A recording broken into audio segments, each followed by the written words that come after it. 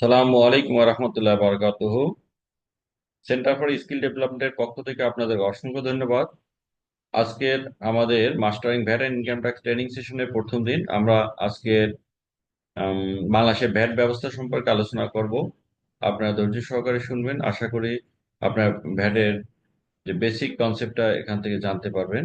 তো আমরা slide share করতেছি, আপনারা আমাদের সাথে ধৈর্য সহকারে থাকেন। থ্যাংক ইউ সবাইকে। মানে কাস্টমার থেকে যখন 150 টাকায় বিক্রি করি তখন আমরা 22 টাকা 50 পয়সা কালেকশন করতেছি। তাহলে এখানে একটা কোশ্চেন দাঁড়ায় যে আমরা ভ্যালু এডিশনের উপরে তো ভ্যাট দিচ্ছি কোথায়, আমরা তো টোটাল টাকার উপরে দিচ্ছি। তাহলে সেক্ষেত্রে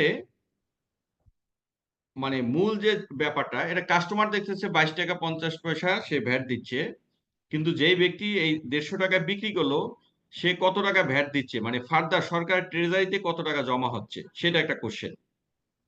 মানে সরকার অলওয়েজ প্রত্যেকটা ধাপে ধাপে সে কিন্তু ভ্যাট পাচ্ছে, মানে যতটুকু এডিশন হচ্ছে ততটুকুর উপরে ভ্যাট পাচ্ছে। তো এখন আমি যে 150 টাকায় যেটা বিক্রি করেছি সেটা 100 টাকায় যখন আমরা আমরা কিনছি তখন কি হচ্ছে, 15 টাকা আমরা ভ্যাট দিয়ে আসছি। দ্যাট মিনস ওই স্টেজে 100 টাকার উপরে 15 টাকা ভ্যাট দেওয়া হয়েছে। তো আমি যখন আবার আরেকজন যখন 150 টাকায় বিক্রি করলো, সে 22 টাকা 50 পয়সা যখন সে কাস্টমার থেকে ভ্যাট আদায় করলো এন্ড ইউজার থেকে, তখন সে কি করবে, তার 15 টাকা সে রিবেট নিয়ে নিবে, ইনপুট ক্রেডিট নিয়ে নিবে। দ্যাট মিনস সে সরকারকে ফার্দার 60 টাকা 50 পয়সা ট্রেজারিতে জমা দিবে। দ্যাট মিনস যদি আমরা বলি যে মিস্টার এক্স থেকে যদি 100 টাকায় কেনা হয়, এক্স কি করবে, 100 টাকা ভ্যাট দিবে। আবার ওয়াই যখন বিক্রি করতেছে, ওয়াই কি করবে, আবার 60 টাকা 50 পয়সা সরকারের কোষাগারে জমা দিবে। ওয়াই কি করতেছে, ধরেন জেড এর কাছে বিক্রি করলো 150 টাকায়, তো 150 টাকা জেড যেহেতু একদম ফাইনাল কনজিউমার, সে 22 টাকা 50 পয়সা টোটাল ভ্যাট দিচ্ছে। কিন্তু এই ভ্যাটটা সরকারের খাতায় জমা হচ্ছে দুই ভাবে। একটা হলো মিস্টার এক্স দিচ্ছে 15 টাকা, ওয়াই দিচ্ছে 60 টাকা 50 পয়সা। তার মানে কি, আমরা দেখতেছি 150 টাকার উপরে ভ্যাট দিচ্ছে এন্ড ইউজার, কিন্তু সরকার পাচ্ছে কি ভ্যালু এডিশনের উপরে, যত টাকা ভ্যালু অ্যাড হয়েছে তত টাকার উপরে ভ্যাট দিয়েছে। ঠিক আছে, তো সেই জন্য আমরা দেখাচ্ছি যে আসলে ভ্যালু এডিশনের উপরে ভ্যাট কিভাবে হচ্ছে সেটা একটু জাস্ট এখানে দেখাচ্ছি। যে 150 টাকার উপরে 22 টাকা 50 পয়সা ইনপুট ট্যাক্স কত টাকা, ওই যে 100 টাকা যে ইনপুট ভ্যালু ছিল সেটার উপরে 15% ভ্যাট, তার মানে 15 টাকা ভ্যাট দেওয়া হয়েছে। তাহলে সরকার ফার্দার ভ্যাট পাবে কত, 60 টাকা 50 পয়সা।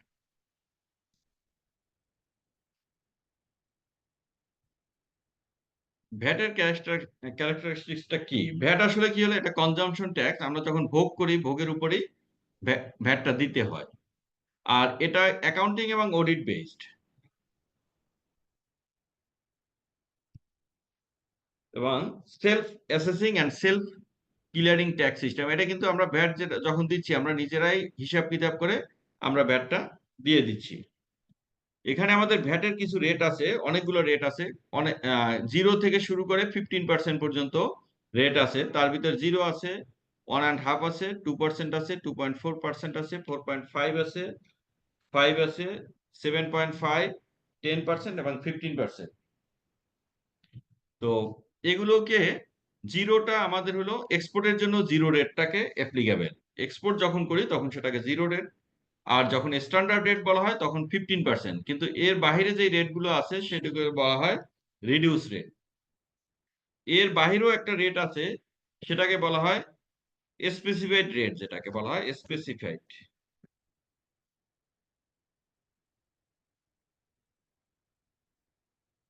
স্পেসিফাইড রেটটা কোনটা, একটু কেউ বলবেন?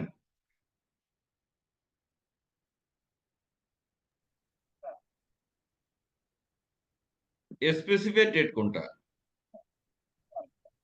জি স্যার, কিছু প্রোডাক্ট উৎপাদনের উপর নির্দিষ্ট করে ট্যাক্স ভ্যাট আরোপ করতে হয়। যেমন ইটের ক্ষেত্রে একটা হিসাব নিকাশ আছে যে এত ইটের ক্ষেত্রে ইটের নির্দিষ্ট ক্ষেত্রে করে ভ্যাট আছে। ভ্যাট আছে। মানে এটা, তার মানে এটা কোনো ভ্যালুর উপর ডিপেন্ড করে না, এটা কোয়ান্টিটির উপরে ডিপেন্ড করতেছে নাকি? জি স্যার, হ্যাঁ, জি হ্যাঁ। স্যার, সেটাই কোয়ান্টিটির আচ্ছা। উপর সুতা আছে, ডিপেন্ড আর সুতা করে। আছে। এটা আর কি কেউ, সুতা, আর কেউ উদাহরণ দিবেন? ইটের উপরে আছে, ইট হাজারের উপরে। নিউজ প্রিন্ট কাগজ। দেন আরেকজন বলেন। নিউজ নিউজ প্রিন্ট কাগজ। হ্যাঁ, নিউজ প্রিন্ট কাগজ। আর কি আছে?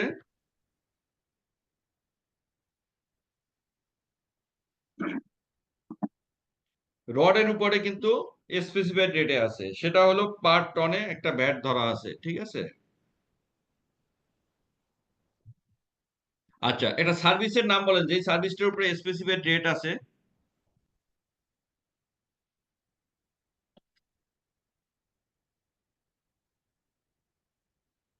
জানা আছে? না স্যার, জানা নেই। সিম কার্ড। সিম কার্ড যেটা আছে, সিম কার্ডকে সার্ভিস হিসাবে national board of revenue consider করে। সিম কার্ডের উপরে ভ্যাট দিতে হয়, মানে স্পেসিফাইড রেটে। তো এটা খুবই ইন্টারেস্টিং। একটা সিমের দাম কত? আপনার একটা সিম কত টাকায় কেনেন সাধারণত? 200 টাকায়, নর্মালি 150 টাকায়, অনেক 200 সময় টাকায়। ফ্রিও দেয়, কিন্তু অনেক সময়। এইটার উপরে এর আগে ভ্যাট ছিল 200 টাকা, আর এখন হইলো এটাতে 300 টাকা করে, পার সিমে 300 টাকা করে আপনার সিমে ভ্যাট দিতে হয়।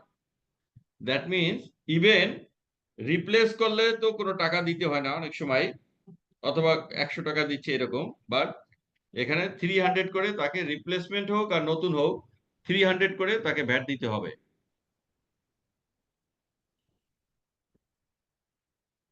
আচ্ছা, তাহলে আমাদের জানলাম যে আমাদের যে স্পেসিফাইড রেট গুলো আছে, নিউজ প্রিন্ট আছে, তারপরে আমাদের ব্রিক্স আছে, তারপরে নিউজ প্রিন্ট আছে, ডিফল্ট বার আছে, এবং কি বলে এটাকে, আমাদের সার্ভিস যেটা সিম কার্ডের উপরে, সেটাতে আমাদের স্পেসিফাইড রেট আছে, এবং যেখানে ভ্যালুটা কোনো কনসিডার করা হয় না, এখানে কনসিডারটা করা হয় আমাদের কোয়ান্টিটির উপরে।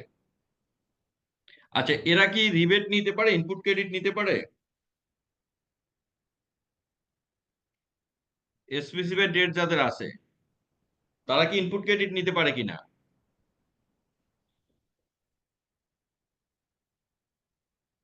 হুম, জাকারিয়া সাহেব বলেন তো, এটাকে ইনপুট ক্রেডিট নেওয়া যাবে কিনা?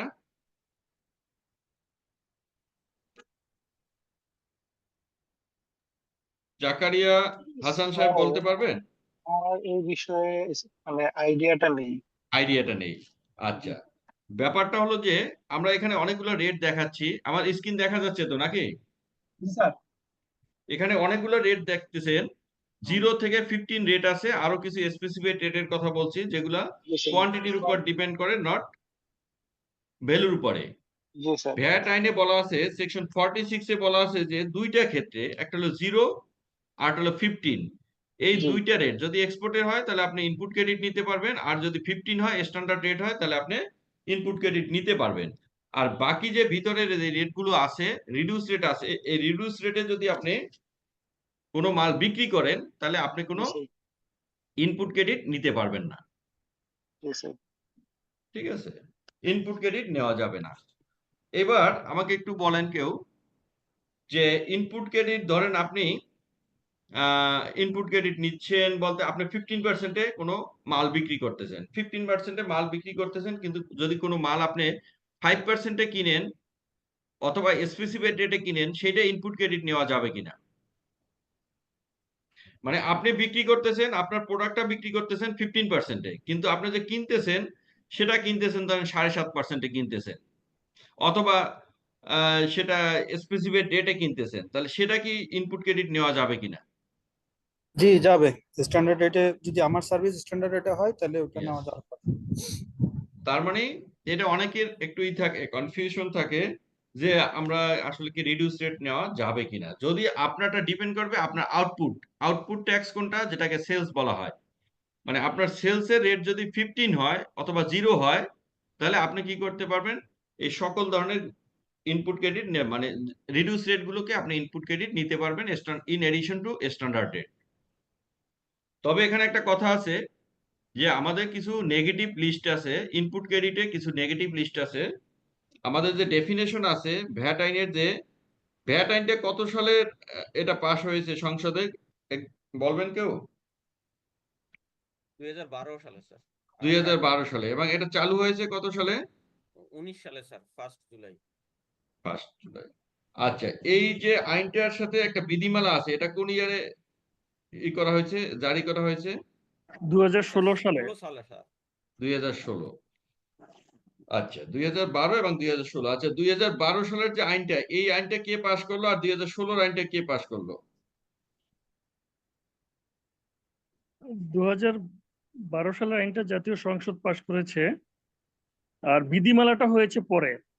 এটা কে পাশ করেছে? স্যার ওটা এনবিআর পাস করে এই আচ্ছা, তার মানে আমরা দেখতে পাচ্ছি যে আসলে ল ল যেটা আছে সেটা সংসদে এটা পাশ হয়, এবং বিধিমালাগুলো যেটা আছে সেটা সংসদ কি করে, ওই আইনই বলা থাকে, ওই আইনই বলা থাকে যে বিধিমালা তৈরি করতে পারবে কিনা সেটা বলা থাকে। যেমন এটা মোস্ট প্রবাবলি 135 সেকশন 135 আমাদের বলা আছে যে ন্যাশনাল বোর্ড অফ রেভিনিউ কি করতে পারবে, বিভিন্ন বিধিমালা তৈরি করতে পারবে, বিধি প্রণয়নের ক্ষমতা সেকশন 135 বলা আছে। এই আইনের উদ্দেশ্য পূরণকল্পে এবং উহার বিধানাবলী সাপেক্ষে বোর্ড সরকারি গেজেটে প্রজ্ঞাপন দ্বারা বিধি প্রণয়ন করিতে পারিবে। দ্যাট মিনস এই বিধিটা প্রণয়ন করতেছে ন্যাশনাল বোর্ড অফ রেভিনিউ। তো আইন লটা পাশ করে কে আমাদের পার্লামেন্টে যারা আছে, এই জন্য ল মেকার বলা হয়, তারা পাশ করে, এবং পরবর্তীতে এটাকে যে এক্সিকিউশন করার জন্য বিধিমালার ক্ষমতা দেওয়া হয়, স্ব মন্ত্রণালয়কে, ডিপার্টমেন্টকে দিয়ে দেওয়া হয়। আচ্ছা, এখন তাহলে আমরা দেখলাম যে রিবেটের কথা একটু বুঝলাম। এইবার একটা কথা আসতেছে, VAT rate 0% is applicable only export এবং ডিম এক্সপোর্ট। তো ডিম এক্সপোর্ট সম্পর্কে কেউ কি বলবেন যে ডিম এক্সপোর্ট কি? স্যার আমি একটু বলতে পারি। স্যার, যেগুলো 100% এক্সপোর্ট ওরিয়েন্টেড প্রতিষ্ঠান আমাদের আছে, ইপিজেড গুলোতে নরমালি থাকে, হুম, তো তারা যে র মেটেরিয়ালস যদি আমাদের দেশে লোকালি কিনে এবং সেটা এলসি ওপেন করে করে, ওকে ফাইন, তাহলে বুঝছি।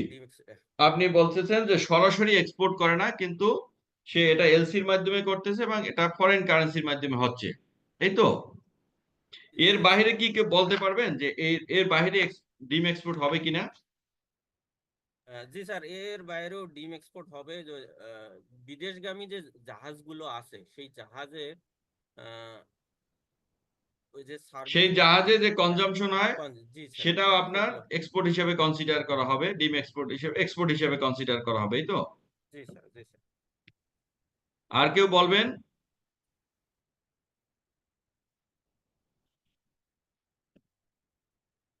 আচ্ছা, এইখানে ধরুন আপনি ওয়ার্ল্ড ব্যাংকের একটা ঋণ ঋণের মাধ্যমে একটা ইন্টারন্যাশনাল টেন্ডার হয়েছে। ইন্টারন্যাশনাল টেন্ডারে থাকরাল নামে একটা কোম্পানি আছে বাংলাদেশের, ধরেন সিঙ্গাপুর কোম্পানি, সে বাংলাদেশের রেসিডেন্স কোম্পানি, সেই কাজটা পেয়েছে।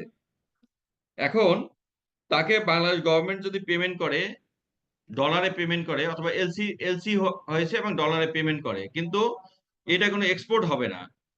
এটা বাংলাদেশের কম্পিউটার কাউন্সিলে কে এই সেবাটা দিচ্ছে, তার অনেকগুলো ইমেইলের কাজ করবে, ইমেইল কি বলে এটাকে, ইনস্টল করে দিবে আর কি। তো সেটা কি এক্সপোর্ট হিসেবে কনসিডার হবে?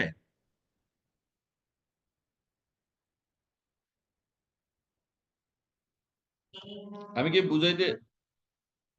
বুঝাইতে পারছি এটা? যে যদি আমরা এর আগে বুঝতেছিলাম যে যেটা বিদেশে কনজাম্পশন হয় সেটার উপরে কি হবে, এক্সপোর্ট হিসেবে কনসিডার হবে, আলটিমেটলি বিদেশে কনজাম্পশন হবে। গার্মেন্টস অ্যাক্সেসরিজ, সেই শার্টটা আবার বিদেশে রপ্তানি হবে, এটা আমাদের এক্সপোর্ট হিসাবে, ডিম এক্সপোর্ট হিসেবে কনসিডার করা হচ্ছে। আবার সমুদ্রগামী জাহাজে, সেটাও বিদেশের সমুদ্র সীমায় থাকে, সেই জন্য ডিম এক্সপোর্ট হিসেবে কনসিডার করা হচ্ছে, অথবা এক্সপোর্ট হিসাবে। কিন্তু যদি বাংলাদেশি সার্ভিসটা করা হয়, প্রোভাইড করা হয় ইন্টারন্যাশনাল টেন্ডারের মাধ্যমে, এবং এটা ডলারে পেমেন্টটা হয়, সেক্ষেত্রে এটাকে এক্সপোর্ট হবে কিনা? এক্সপোর্ট হবে এটা। স্যার, সার্ভিসটা আপনি বললেন যে বিসিসি তে অর্থাৎ কম্পিউটার কাউন্সিলে দিয়েছে। আমরা যেহেতু করতেছি, সার্ভিসটা ভোগ করতেছি, তাহলে তো এটা এক্সপোর্ট হওয়ার কথা না আমাদের দেশে। এক্সপোর্ট হওয়ার কথা না। আর কেউ স্যার, কেউ কি বলবেন যে এটা কি এক্সপোর্ট হবে কিনা?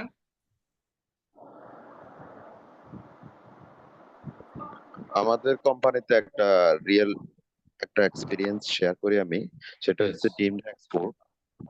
সেটা হচ্ছে আমরা আমাদের একটা ইন্ডাস্ট্রিয়াল প্রোডাক্ট আর কি, যেটা হচ্ছে ইটিও, ইথেনল অক্সাইড আর কি।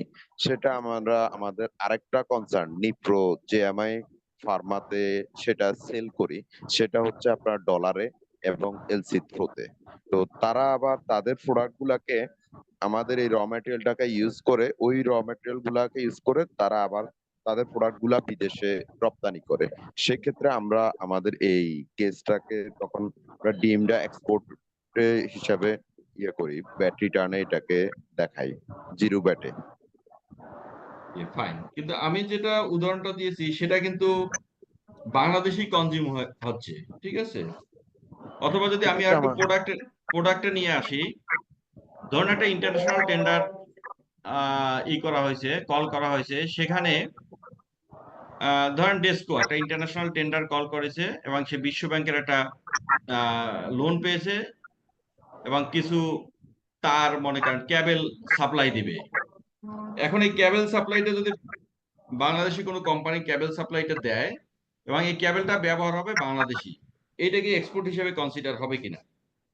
না স্যার, এটা বাংলাদেশ টেরিটরির বাইরে ওটা ইউজ হতে হবে, তাহলেই সেটা এক্সপোর্ট হবে। ওই যে আচ্ছা, আপনি কি সরকারের পক্ষে বললেন নাকি কোম্পানির পক্ষে বললেন? অ্যাকর্ডিং টু আমার যে কনসেপ্ট ভ্যাট অ্যাড করে, সেই কনসেপ্ট থেকেই বললাম। এটা কার পক্ষে গেল বা কার পক্ষে গেল। আচ্ছা, আমি যদি অন্যভাবে যদি একটু বলি, এই ইন্টারন্যাশনাল টেন্ডারটা যদি অন্য কেউ পেতো, মানে বাইরের কোম্পানি পাইতো, তাহলে এই ডলারটা কি বাংলাদেশে আসতো? বাইরের কোনো কোম্পানি পাইতো তাহলে তো আমি বলছি কিন্তু ইন্টারন্যাশনাল টেন্ডারের মাধ্যমে কাজটা পেয়েছে এবং ওয়ার্ল্ড ব্যাংকের একটা লোন ছিল ইন্টারন্যাশনাল টেন্ডারের মাধ্যমে। দ্যাট মিনস বাইরের কোম্পানিও করতে পারে এখানে। বাংলাদেশে পারবে। স্যার, এটা বাইরের দেশ থেকে বাইরের কোনো কোম্পানিতে যেহেতু ট্রান্সফার হচ্ছে, এটা তো আমাদের দেশে আসতেছে না। এক্সপোর্ট হতে হলে স্যার আমাদের দেশ না, থেকে বাইরে আমি যেতে আমি হবে। একটা অন্য কোশ্চেন করেছি আপনাকে। আজকে যদি এই কাজটা যদি অন্য কোম্পানি পেতো, একটা ইন্ডিয়ান কোম্পানি পাইতো, তাহলে এই যে বিশ্ব ব্যাংকের ওয়ার্ল্ড ব্যাংকের যে ডলারটা আমার দেশে আসতো? না স্যার, আমাদের দেশে না আসতো স্যার, না। আসতো না। তো এখন ধরুন বিআরবি কোম্পানি কাজটা পেয়েছে, বিআরবি এই সাপ্লাই দেওয়ার ফলে ডলারটা কি হয়েছে, বাংলাদেশে আসতেছে না? জি স্যার, বাংলাদেশে আসতেছে। ডলারটা তো বাংলাদেশে আসতেছে। তাহলে আমি এই কথাটা কেন বলছি আপনাকে, যে আসলে ভ্যাট এবং ট্যাক্স এগুলোতে কিন্তু যুক্তির উপর ডিপেন্ড করে। আপনি কতটুকু যুক্তি দিয়ে বুঝাতে পারবেন, আইনটাকে কত আপনার ফেভারে নিয়ে আসতে পারবেন, সেটা কিন্তু এটা ডিপেন্ড করতেছে যে আসলে মানে এটা আপনার ফেভারে যাবে নাকি গভর্নমেন্টের ফেভারে যাবে। তো এখানে দেখেন ডলার কিন্তু আসতেছে, এক্সপোর্ট হইলে কিন্তু ডলার আসে, এখানে কিন্তু এক্সপোর্টটা আপনি ডলারটা ধরে রাখতেছেন আপনি কিন্তু বাংলাদেশে। সেহেতু এটা কিন্তু আপনি কিন্তু আর্গু করতে পারেন, আমি আইনের কথা পরে যাচ্ছি, যে আপনি আর্গু করতে পারেন যে কেন আমি তো ডলার নিয়ে এসেছি, তাহলে আমাকে কেন, আমি যদি এটা না পেতাম তাহলে তো এটা অন্য দেশ নিয়ে নিত এই ডলারটা, তাহলে তো এটা তো তার মানে কি আমি তো আলটিমেট, বলেন তো এক্সপোর্টের আলটিমেট উদ্দেশ্যটা কি বলেন তো? ডলার আর্ন করা, এটাই তো। ডলার আর্ন করা, যাই যত কিছুই করি মূল উদ্দেশ্য হলো ডলার আর্ন করা। যদি ডলার যদি আর্ন করে তাহলে তার সমস্যাটা কি বলেন? কিন্তু ওই অ্যাক্ট অনুযায়ী যে এই টেরিটরির, বাংলাদেশ টেরিটরির বাইরে আচ্ছা, কখন যাবে ঠিক ইয়ে আছে। হবে, ওই অনুযায়ী আর কি। তো যাই হোক, এটা হলো কি, আপনি যদি ভ্যাট বিধিমালার 18 কটা, এই একটু দুইটা বোধহয় একই জায়গায় বোধহয় চলতেছে, একটু দেখবেন কার এটা, দুইটা ডিভাইস বোধহয় একসাথে চলতেছে মোস্ট প্রবাবলি। স্যার, একটু দেখবা দুইটা আই ডিভাইস। 30 ডিভাইসটা কার একটু, হ্যাঁ আচ্ছা, ঠিক তাহলে আছে। এখানে তাহলে আমি বলি যে আন্তর্জাতিক দরপত্রে আপনারা যখনই পড়াশোনা মানে আমরা ক্লাসে আসব, বইটা নিয়ে নেবেন, ঠিক আছে? বইটা নিয়ে নেবেন তাহলে সুবিধা হবে, এবং কাগজ কলম নিয়ে নেবেন, আদারওয়াইজ শেখা যাবে না। কেন বদনাম আছে যে আপনার কি বলে, এই অনলাইনের বদনাম হলেও লোকজন শেখে না, মানে এটা তো আপনি দেখেন 18 ক বিধিমালা 18 কতে দেখেন আন্তর্জাতিক দরপত্রের বিপরীতে বৈদেশিক মুদ্রায় পণ্য সরবরাহ বা সেবা প্রদান। দ্যাট মিনস এখানে কিছু কন্ডিশনের কথা বলা আছে, খুব কঠিন কোনো কন্ডিশন না। তার মানে যদি আন্তর্জাতিক বা ইন্টারন্যাশনাল টেন্ডারে কল করা হয় এবং সেখানে বাংলাদেশে কোনো নিবেশী কোম্পানি যদি এই কাজটা পায়, তাহলে সেটাকে আপনাকে এক্সপোর্ট হিসেবে কনসিডার করা হবে। ঠিক আছে, তার মানে আমরা বুঝলাম যে ডিরেক্ট এক্সপোর্টের বাইরে ডিম এক্সপোর্ট আছে, আবার এই ধরনের এক্সপোর্ট যে বিদেশে যে আমাদের কনজাম্পশন হইতে হবে নট নেসেসারি, বাংলাদেশে কনজাম্পশন হইলেও সেটাও আপনার কি হইতে পারে, এটা এক্সপোর্ট হইতে পারে। ঠিক আছে, ক্লিয়ার সবাই? রুল নাম্বার কত বললেন এখানে? রুল 18 তো স্যার ট্রাভেল এজেন্ট রুল 18 ক, 18 ক, রুল 18 ক। 18 আপনি 18 হলো ট্রাভেল এজেন্ট, হ্যাঁ, ট্রাভেল এজেন্ট হলো 18, আর 18 ক হলো আন্তর্জাতিক দরপত্রের বিপরীতে বৈদেশিক মুদ্রায় পণ্য সরবরাহ, পণ্য এবং সেবা সরবরাহ। সরি স্যার, ঠিক আছে, হ্যাঁ? Thank you. তাহলে আমরা এটা শিখলাম, এগুলো কিন্তু ক্রিটিক্যাল জিনিস। ঠিক আছে, এগুলো নিয়ে অনেক প্রবলেম হয় এবং ব্যাংকগুলোতে বিশেষ করে সমস্যা হয়। ব্যাংকগুলো যখন এইটা আমাদেরকে বাসা সাহেব আছে নাকি, আছেন? স্যার আর একটু সামারি করি আমি বল। যদি, তাহলে আপনি স্যার একটু সামারি করে দেন তাহলে আমাদের জন্য স্যার আছি। যেটা হলো যে আপনাদের ব্যাংকে আমি কয়েকটা কেস ডিল করেছি। ব্যাংকের এই যে যখন এই পেমেন্ট করে, মানে কাস্টমারকে পেমেন্ট করে, ডলারে পেমেন্ট করে, তখন এই ভ্যাট কাটা না কাটা নিয়ে একটা প্রবলেম ক্রিয়েট হয়। ঠিক আছে, আমি 2-3টা এরকম কেস ডিল করেছি। একটা হলো যে আপনার ধরেন সাব কন্ট্রাক্টরের ম্যাটার। সাব কন্ট্রাক্টরের বিলের উপরে কিন্তু ভ্যাট কাটার দরকার নেই যদি প্রিন্সিপাল কন্ট্রাক্টর ভ্যাট কেটে নেয়।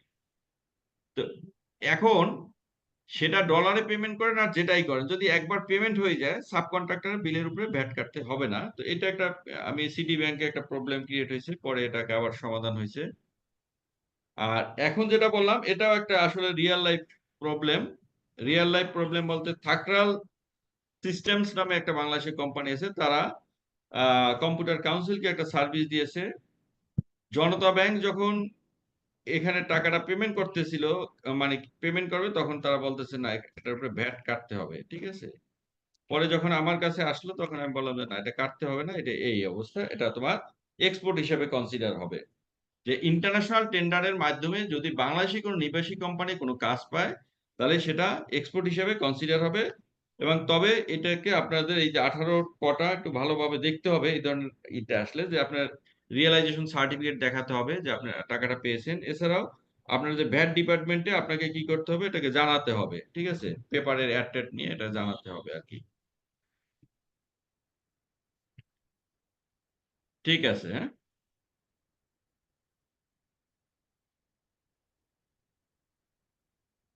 এখন আমরা সবাই দেখলাম যে আমরা বুঝলাম যে ভ্যাট আইনটা কিছু মানে কি বলে, একটা ল, রুল, আর এছাড়াও জেনারেল অর্ডার, তারপরে হলো স্পেশাল অর্ডার, এক্সপ্লেনেশন, এই অনেকগুলোর মাধ্যমে কিন্তু আমাদের এই লটা হচ্ছে, কন্ট্রোল হচ্ছে।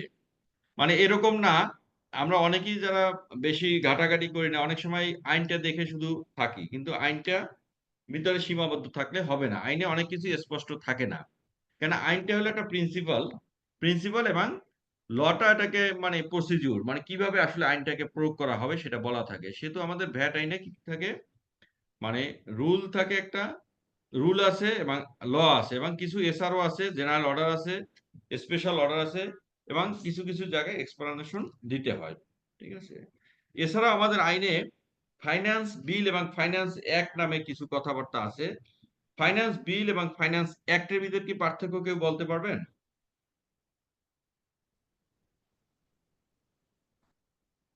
ফাইন্যান্স বিল এবং ফাইন্যান্স অ্যাক্ট। স্যার সংসদে যখন প্রস্তাবনাটা করা হয় সেটা বিল আকারে করা হয়, বিল আর আকারে। সেটা যখন পাস হয় তখন সেটা অ্যাক্ট হয়ে যায়। আচ্ছা ফাইন, এবার আপনার কথা মানলাম। আপনার নাম কি? শাহাদাত হোসাইন। শাহাদাত হোসেন। এবার ধরুন যখন বিল সাবমিট করা হলো সংসদে তখন বললো যে আহ, গাড়ির যে সাপ্লিমেন্টারি ডিউটি সেটা 150% না, এটা 200% হবে। যেদিন বিলটা সাবমিট করলো সেটা বললো যে না, গাড়ির যে ইম্পোর্টের যে এসডি আছে সেটা 150% না হয়ে 200% হবে।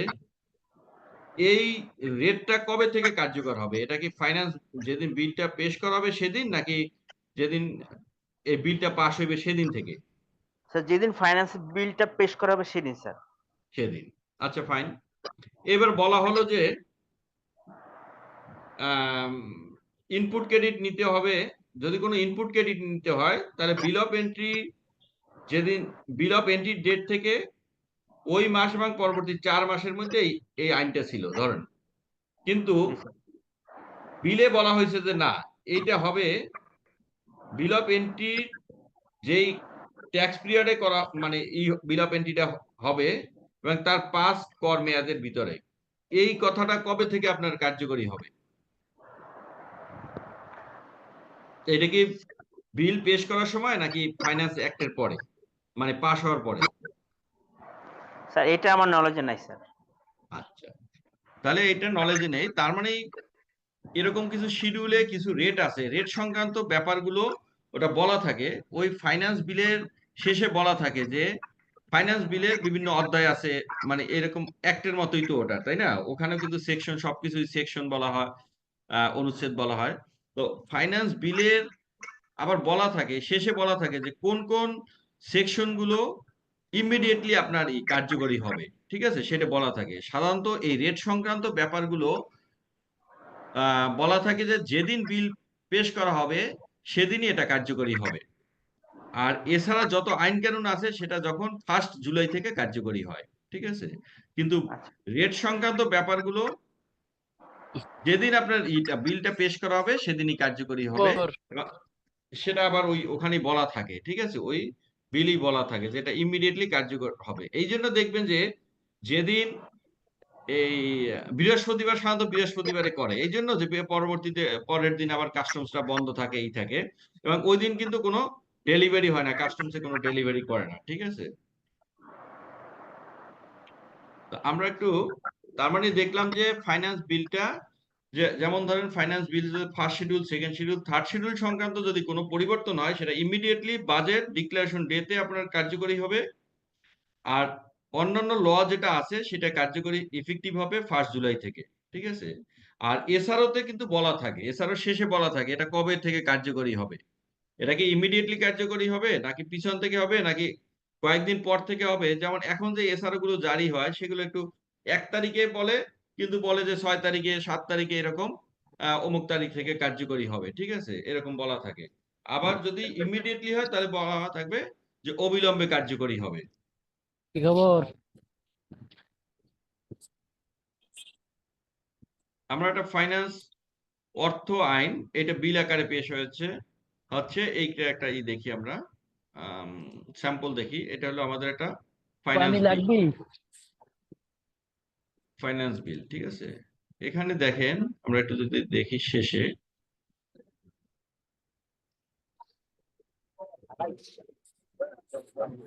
স্যার আমার একটা কোশ্চেন ছিল। যে স্যার আমরা জানি যে এসআরও, জিও বা এসও এগুলো জারি, একটু জোরে বলতে হবে, আপনার কম শোনা যাচ্ছে। স্যার আমরা যেটা জানি এসআরও, জিও, এসও এগুলো জারি করা হয় হুম। বিশেষ পরিস্থিতি বা বিশেষ বিবেচনায় ওটা মোকাবেলা করার জন্য। যাবেন? তো এই আমার দাঁড়ান, কোশ্চেনটা হলো যে এই আপনি যাবেন? সবগুলো তো এসআরওই হতে পারতো, তাহলে জিও আর এসও নাম্বার না কেন? সবগুলো এসআরও দিয়েই তো এটা করা যায়, জারি করা যায়। তাহলে এই তিনটার মধ্যে কি কোনো এটা মনে পার্থক্য হয় ই আছে? গাড়ি। এমন যে এই এসআরও হলে সাইদুর এই রহমান, এসআরও, এই- হ্যালো হলে সাইদুর জিও, রহমান এসও আছেন, একটু আপনার এই বুঝছি তো কোন জায়গায় অডিওটা যাবো, খেয়াল করবেন। আমরা দুই বন্ধু যাবো। সাইদুর সাইদুর রহমানকে সাইদুর আমি রহমান আপনার একটু কোশ্চেনটা শুনছি, অসুবিধা নেই। স্যার সাইদুর আমি রহমান একটু শামীম আনমিউট বলছি। অডিওটা অফ করবেন আপনি, সাইদুর রহমান। আচ্ছা, ঠিক আছে। আচ্ছা, যেটা হলো যে আমি আপনার কোশ্চেনে আসতেছি, সেটা হলো যে আমরা যেটা বলছি যে অবিলম্বে যে কার্যকরী হবে, সেটা হলো এই যে এখানে বলা আছে যে অবিলম্বে কার্যকরী, provisional collection of taxes act 1931 section 3-এর ক্ষমতা বলে প্রস্তাবিত বিলের দফা 5, 6, 7, 8, 9 বা 82 ভিন্নতর বিধানাবলী সাপেক্ষে জনস্বার্থে অবিলম্বে কার্যকর করা সমীচীন এবং এই মর্মে ঘোষণা করিল। দ্যাট মিনস এখানে এই যে আপনার 5, 6 এগুলো রেট সংক্রান্ত ছিল, সেগুলো বলা আছে অবিলম্বে কার্যকরী হবে। ঠিক আছে, আমরা আপনার কোশ্চেনটা আসতেছি, অসুবিধা নেই। ফাইন্যান্স অ্যাক্টটা একটু দেখি, চেহারাটা দেখি। এটা হলো ফাইন্যান্স অ্যাক্ট, দ্যাট মিনস এটা গেজেট আকারে প্রকাশ হয় এবং এটা 30শে জুন আমাদের সংসদে সব আলাপ আলোচনা করে 30শে জুন এটাকে শেষ করা হয় এবং 1 জুলাই থেকে এটা কার্যকরী হয়। এটা হলো আমাদের গেজেট আকারে হয়, ওটা গেজেট আকারে। এসআরওটা আমরা একটা দেখি, এসআরও স্যার যে আপনি এসআরও ফাইন্যান্স অ্যাক্টে হয়তো বা কিছু দেখিয়েছিলেন, ওটা কিন্তু আমি দেখতে পাইনি। এটা কি সরি, অন্যরা হ্যাঁ স্যার, বলছে? স্যার ফাইন্যান্স অ্যাক্ট দেখিয়েছিলেন, আমি তো হ্যাঁ দেখতে স্যার, পাইনি, কোনো অন্যরা স্যার পেয়েছে কিনা আমি স্ক্রিনটা জানি না। স্ক্রিনটা হচ্ছে আপডেট হয়নি আর কি, আমরা কোনো কিছু হচ্ছে দেখতে পারিনি। এখন কি দেখা যায় স্ক্রিনটা? হ্যাঁ, না স্যার আগেরটাই। মানে স্ক্রিন দেখা যাচ্ছে কিন্তু শুধুমাত্র হচ্ছে প্রেজেন্টেশনটাই দেখা যাচ্ছে, কোনো ও পিডিএফ বা আচ্ছা আচ্ছা, অথবা অন্য কিছু ওপেন হচ্ছে না। জাস্ট মিনিট, ও বুঝছি, ঠিক আছে। এটা ওদের পিডিএফ এর কারণে পিসি স্ক্রিন, এটা পিডিএফ ফাইল তো সেই জন্য একটা প্রবলেম আছে। পিডিএফটা just extended, just minute, PDF এর একটা প্রবলেম হচ্ছে না। শেয়ার,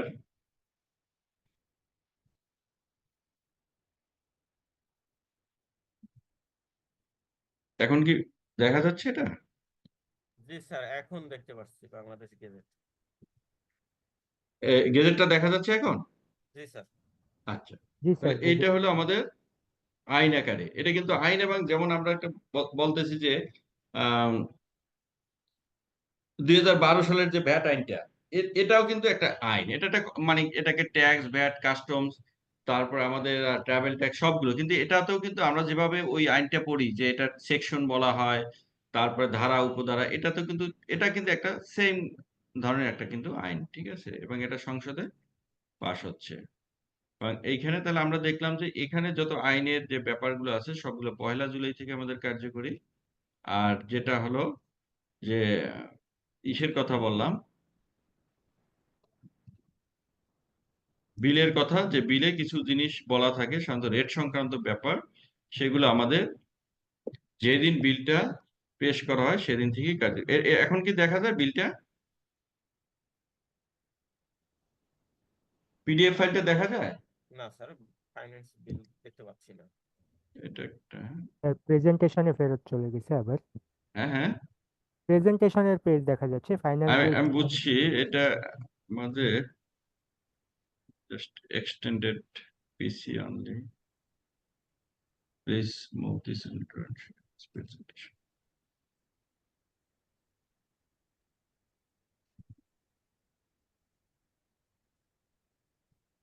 এবার দেখা যাচ্ছে? জি স্যার, এবার দেখা না, যাচ্ছে। তাহলে এটা আমাদের যে বিল আকারে করা হয়েছে এটা। আচ্ছা, এইবার আসি আপনার একটা কোশ্চেন, যে আপনি বলছেন যে খুব জরুরি ভিত্তিতে এসআরও দেওয়া হয়। না, এটা এসআরও কিন্তু জরুরি ভিত্তিতে কোনো কোনো কোশ্চেন না। এসআরওটা ইভেন ল, মানে এই যে বিধিমালাটা, মূল্য সংযোজন কর বিধিমালাটাও কিন্তু একটা এসআরও, এটার এসআরও নাম্বারটা 1। ঠিক আছে, সেহেতু এসআরওটা যে খুব জরুরি ভিত্তিতে অথবা খুব এমার্জেন্সি এরকম কোনো কোশ্চেন না। আপনার কোনো একটা কাজ সমাধান করার জন্য সেটা এসআরও জারি করে, সেটা নিয়ে কোনো কোশ্চেন না। যেমন আপনার কোনো একটা রেট কমাবে, সেটার জন্য একটা এসআরও জারি করতে হবে। এখন আপনার কথা হলো যে আমাদের বিশেষ আদেশ, সাধারণ আদেশ, এগুলো নিয়ে এটা কিন্তু মর্যাদা কারো কম না। ঠিক আছে, হ্যাঁ, এসআরও, জেনারেল আদেশ, এসআরওর পরে আপনি জেনারেল আদেশ অথবা আপনি বলেন স্পেশাল অর্ডার, সেগুলো পরে, এরকম খুব খুব একটা ডিফাইন করা নেই। বাট কোশ্চেনটা হলো যে সেকশন 126-এ বলা আছে যে আসলে সাধারণ আদেশ এবং বিশেষ আদেশ, এখানে কিছু পার্থক্য আছে, ভাষাগত পার্থক্য। বিশেষ আদেশে স্পেসিফিক বলতে হবে যে মানে কি কারণে আপনি এই এক্সেমশনটা দিচ্ছেন, কি কারণে এই কাজটা করতেছেন, মানে বিশেষভাবে সেটাকে স্পেসিফাইড করা। আর যদি সাধারণ আদেশ হয় সেটা একটা জেনারেলি হয়, ঠিক আছে। আসলে এটা ওই আইনে বলা আছে, আপনি যদি সেকশন 126-এ দেখেন সেখানে বলা থাকে যে আপনি এই ধরনের অব্যাহতিটা সাধারণ আদেশের মাধ্যমে দিতে পারবেন, এই ধরনের অব্যাহতিটা বিশেষ আদেশের মাধ্যমে দিতে পারবেন, অথবা এই অব্যাহতিটা আপনাকে স্ট্যাটিউটরি রেগুলেটরি অর্ডারের মাধ্যমে দিতে হবে, ঠিক আছে। তো ওইটা সেকশন 126 স্পেসিফাইড করা যে এখন ধরেন আপনার ফুটবল খেলা হবে অথবা একটা খেলা খেলা হবে, ইন্ডিয়ার সাথে ম্যাচ হবে, এখানে এখানে কিছু আপনি এক্সেমশন চাচ্ছেন, মানে এটা একটা বিশেষভাবে স্পেসিফিক, ঠিক আছে, সেই জন্য এটাকে বিশেষ আদেশ বলা হয়।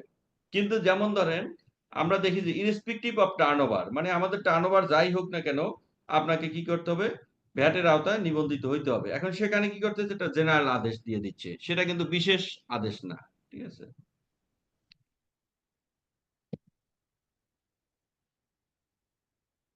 আচ্ছা, আমরা একটু এটা খুব বেশি জাস্ট আমরা স্ক্রিনটা দেখাচ্ছি যে ভ্যালু এডিশনের উপরে আমরা ভ্যাট দিচ্ছি, শুরুতেই দেখাচ্ছিলাম যে আমরা ভ্যালু এডিশনের উপরে কি করব, ভ্যাট দিব।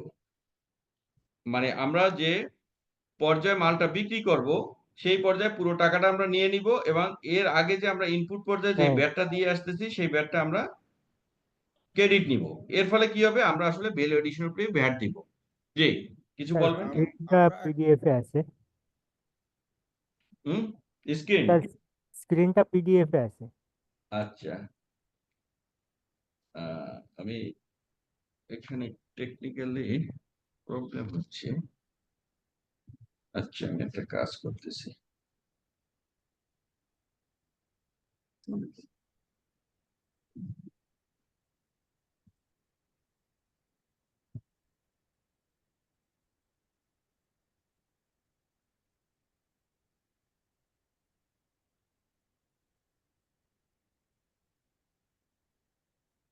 এখন স্ক্রিন দেখা যাচ্ছে, হ্যাঁ?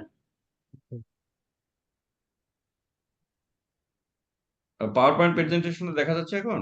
হ্যাঁ, পাওয়ার পয়েন্ট জি প্রেজেন্টেশন স্যার। আচ্ছা, তো আমাদের এটা হলো বিভিন্ন ধাপে ধাপে ধাপে ধাপে আমরা বলতেছি যে একটা যদি কটন থেকে মানে সুতা থেকে, মানে কি মানে তুলা থেকে শুরু করে আমরা একদম পুরো শার্ট পর্যন্ত রিটেইলার হোলসেলার এই যে আমরা ভ্যাটটা দিতে হয়, ঠিক আছে, মানে এডিশনের উপরে। কিন্তু এখানে আপনারা দেখবেন যে আসলে বর্তমান যে সিস্টেমটা, মানে এডিশন যদি আমরা রিডিউস রেটে যাই সেক্ষেত্রে কিন্তু কয়েকটা, মানে কি বলে, কয়েকটা হাত পার করার কোনো সুযোগ নেই। মানে কেন, আপনি ধরেন আপনি 7.5%-এ যদি একটা জিনিস যদি আপনি বিক্রি করেন কারো কাছে, মানে 7.5% ভ্যাট দিয়ে, এবং ওই ব্যক্তি যদি আবার 7.5% দিয়ে ভ্যাট ওই মালটা বিক্রি করে, তাহলে সেটা কোনোদিনই ভায়াবল হবে না। কেন, একটা লোক যখন ট্রেডার্স একটা মাল কি করে, মানে হাত বদল হয়, তখন 7.5 টাকা কিন্তু লাভও করতে পারে না। তো সেহেতু মানে একটা লেভেলে পরে আর দ্বিতীয় লেভেলে কিন্তু এটাকে হাত বদল করা সম্ভব হয় না, সেটা আপনারা এখান থেকে দেখতে পারবেন। যে এখানে দেখেন, এখানে আমরা দেখাচ্ছি যে কয়েকটা পর্যায় দেখাচ্ছি, সেখানে ভ্যাট অন ভ্যালু এডিশন, এখানে 5 নাম্বার রোটাতে দেখেন, আমরা 15 টাকা দিচ্ছি, পরে 7.5 টাকা, 7.5 টাকা, 7.5 টাকা, 3 টাকা 75 পয়সা, 3 টাকা 75 পয়সা, ঠিক আছে। এটা সবগুলোতে স্ট্যান্ডার্ড রেট যদি 15% হয়, কিন্তু যদি এটা 15% না হয় তাহলে আমাদের কি হবে, এখানে ভ্যাটের পরিমাণটা আমাদের এইখানে দেখেন 9 নাম্বার রোতে দেখেন 41 টাকা আমাকে ভ্যাট দিতে হচ্ছে, যদি আমরা যদি এটাকে না করি, কি বলে, 15%-এ না যাই। আমরা যদি রিডিউস রেটে যাই তাহলে আমরা কি করতে পারবো না, রিবেট নিতে পারবো না। তা রিবেট না নেওয়ার ফলে আমরা একটা হাত বদলের বেশি হাত বদল কোনোভাবেই সম্ভব না। আমরা একটা উদাহরণের মাধ্যমে দেখাচ্ছি, প্র্যাকটিক্যাল একটা উদাহরণের মাধ্যমে।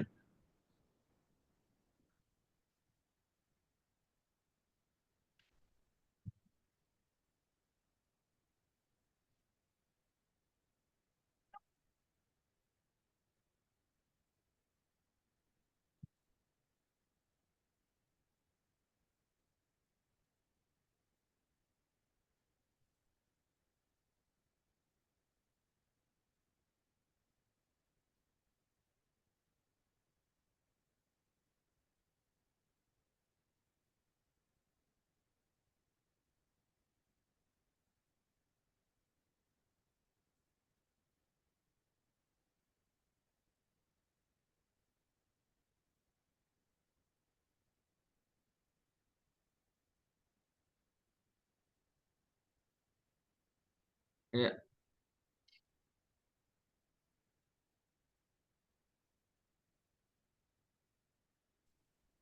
আশিক, একটু আসতে দিয়ে।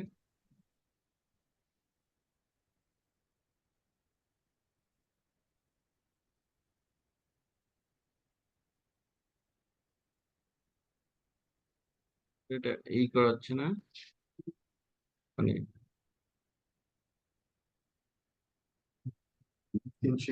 স্ক্রিনশট। আচ্ছা ঠিক আছে, একটু দাঁড়াও।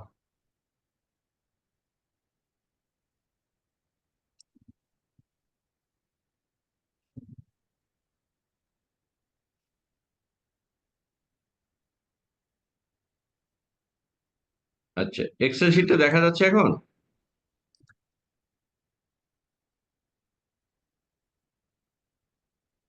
আপনার কি এক্সেল শিটটা দেখতেছেন? স্যার না স্যার, ফোল্ডারের উইন্ডো দেখতেছি স্যার, এক্সেল হ্যাঁ শিট হ্যাঁ, ফোল্ডারের উইন্ডো দেখতেছি, এক্সেল শিট ওপেন হওয়ার পরে বোধহয় ওইটাকেই শেয়ার করেন আপনি তাহলে। এক্সটেন্ডেড এটা। এবার আচ্ছা, আপনি শেয়ার উইন্ডো দিয়ে এক্সেলটাকে সিলেক্ট করবেন।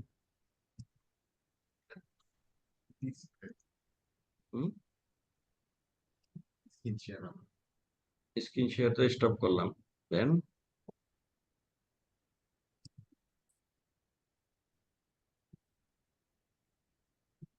এক্সেল শিটটা দেখা যাচ্ছে? না স্যার, ফোল্ডার উইন্ডো।